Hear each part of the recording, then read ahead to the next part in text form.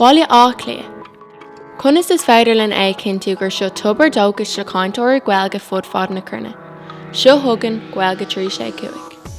Ó na halíonn go ferbert phobal ó sport go tithíocht tá ar gáirlaí ag croílár an Contae ag sa láthrú sheirbhísí ag náirtiú phobal ag trúrú ar dóchaí.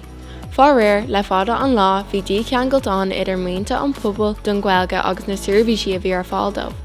Cé go bhfuil líon na cainteoirí Gaeilge ag méadú tá líon na ndeiseanna leabhartha Gaeilge ag láidú. Tá sé an amdún tionchar ar gáirlaí é úsáid leis an dícheangail seo a réiteach.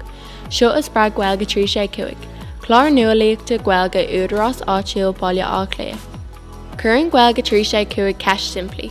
Cad a tharlóidh de bheicfeamis ar sheirbhísí na cárlaí trí linsa na nualaíochta. Tá níor ábhar ar tionchar méadú agus na ndeiseanna leabhartha Gaeilge a cruthú. Tá me dírithe ar tionchar dúbáilte.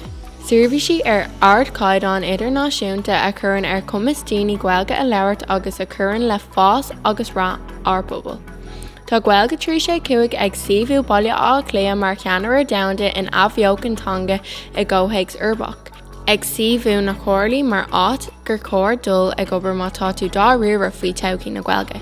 Ní symbolí an Gaeilge dún, is achmhain bheoí, fitte fuite le gach gnáid an carr. Le chéile, tá muid a cruthú eistimlóir domhanda dóchas do cainteoirí Gaeilge fud fad na tíre agus ar fud an domhan. Ag spreag a cruthaíochta agus ag tógáil cadramh a cothaí cathair ceanróidíocht leis an Gaeilge mar críopointití. Is fiú agus is féidir.